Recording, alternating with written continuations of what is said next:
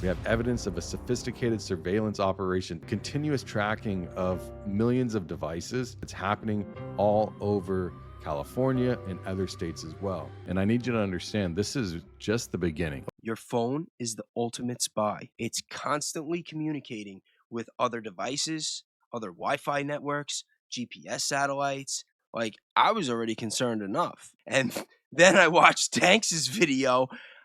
I was just like, and I'm sorry, but I think that all places of worship should be off limits.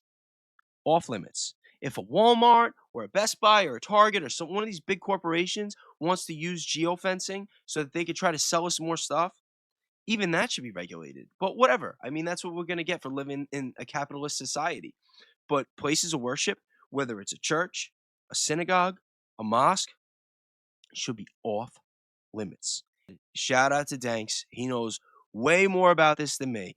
And when you guys watch this video, I think that you're going to be just as concerned as I am, if not more. And he's going to explain everything way better than I could. So let's just get to it. We have evidence of a sophisticated surveillance operation targeting a Calvary Chapel church in the greater San Francisco Bay Area over a year, even longer, since COVID, really. A continuous tracking of millions of devices, not just this one church, but it's happening all over California and other states as well. What I'm going to explain to you might sound insane, and I need you to understand this is just the beginning. Yeah, first off, I just want to say that I don't think he's exaggerating at all. I was aware of the geofencing. He really knows about it. You walk into a church on Sunday morning, you're seeking God, you're seeking peace, you're in what's supposed to be a sacred space, like a sanctuary in the truest sense of the word, really. And the entire time they're tracking you, not just Yeah, it's so tracking messed up. that you're there, they're tracking where you sit, how long you stay, when you go to the bathroom, who you talk to afterwards, where you go after. And here's the part that should make you want to burn all of this mess down is they're doing this to millions of Americans right now without asking, without telling you, and without a warrant. I'm not speculating. People have I'm no not idea. theorizing.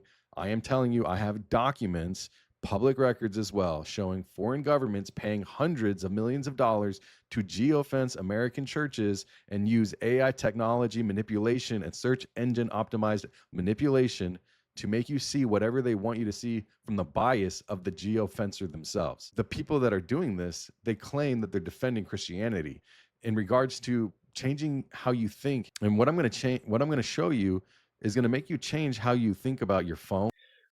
One thing that I've learned in my 37 years of being alive, anytime the government says they're doing something for you, they're lying. It's a trap. Your church, your privacy, and who you can trust and where you go and who you're around. It's that serious. Let this sink in. Now, a lot of what I'm going to tell you has already been documented on the website that I've been building, americansfortransparency.org. You can verify all the claims that I've made, all the FARA documents that are from government official websites and PDFs, all the money trail that. Yeah, I'm going to put the link for that website and for this video in the description so that you guys could check it out. Put in the interactive map.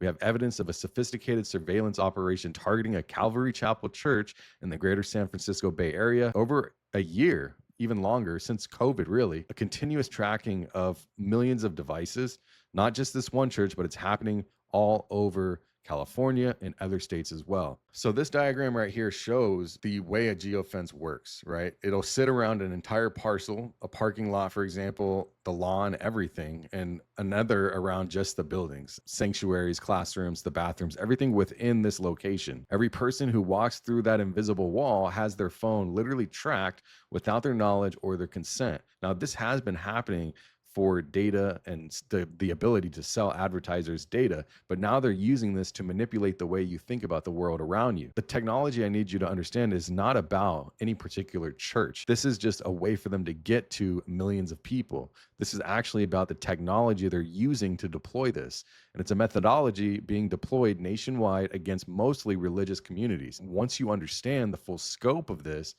the surveillance system itself, you'll realize that there's really nobody that's safe. Even me, I don't go very many places, and I am concerned about being geo-tracked, geo-fenced, hopped, whatever you want to call it. This isn't just geofencing. Okay. It's not just that. Everyone says, oh, I know what geofencing is. I've heard of that. No, you don't understand how serious this actually is because they're doing something way more invasive, and it's called GEO technology. And it combines geofencing with Bluetooth proximity tracking and Wi Fi fingerprinting to create the most sophisticated civilian surveillance system that's ever been deployed in the history of technology. So here's how they track everyone. They draw an invisible digital fence around So perhaps a scary. church or a location that they want to target, and they use GPS coordinates of that location. When your phone crosses that boundary, they capture your unique device ID, your exact GPS location, your Wi Fi MAC address, your Bluetooth identifier, and the timestamp of every single moment you're within that location. You think you're just going to church, but they're logging you into a surveillance database while you're there. And this is where it gets truly insidious is that while you're sitting there in that pew praying, for example, your phone is constantly pinging to every other phone around you via Bluetooth. It's an invisible, automatic, can't stop it system until your phone is completely shut off. And basically, it's your phone pinging out to other phones around it saying, hi, I'm device number 12345. Who else is here? I'm here. Every other phone in that sanctuary responds with, I'm device number 67890. I'm 6 feet away from you. They capture all of that information. Every Bluetooth has a handshake with every one of them having a proximity ping. So they're building a map, who sits near you, who talks to who after service, who's friends with who's in the same family, who's having conversations in the parking lot. All of that information is being tracked. They're mapping your entire social network. You leave church, you grab lunch, you stop at the grocery store, you go home. Your ID from your device is now flagged. So you're in their system. But here's where the technology becomes more of a weapon of mass surveillance. I truly believe that if people understood the extent of what was going on, that they would feel a way about it. And that's why I'm just trying to raise awareness. And Danks is too. Anything else. Everyone whose phone pinged your phone via that Bluetooth I just told you about is now also tracked. So you sat next to someone in church, your phone did an automatic Bluetooth handshake. Now, when somebody leaves to go somewhere, the system will literally follow them too. So it's not just you, it's every single person that your phone has pinged. Let me show you exactly how this spreads like a virus. All right. So you go to church at 10 a.m., there's hundreds of people at church, every phone pings maybe 8 to 10 nearby devices through that Bluetooth. And then those phones are pinging other phones and they gain distance that way. That's how the Bluetooth. Remember, your phone is the ultimate spy. It's constantly communicating with other devices, other Wi Fi networks, GPS satellites, not to mention the apps, all the apps we have. So if you end up in one of these areas that's being geofenced and they get into your phone and then they start tracking you and then tracking who you come in contact with, before you know it, they have a pretty big database. And what do they plan on doing with it? Device ID pinging hops from person to person and gains ground. So they know how many connections that they can log through that pinging. Then, say after church, 2 p.m., those people say it's 500, go to 500 different locations, grocery stores, restaurants, homes, parks. Each location has an average of maybe 10 people with a home. I know I have 10 devices in my house. So from there, those phones ping with the original 500. So that's 5,000 new devices now in the system. Again, this is like a web or a virus.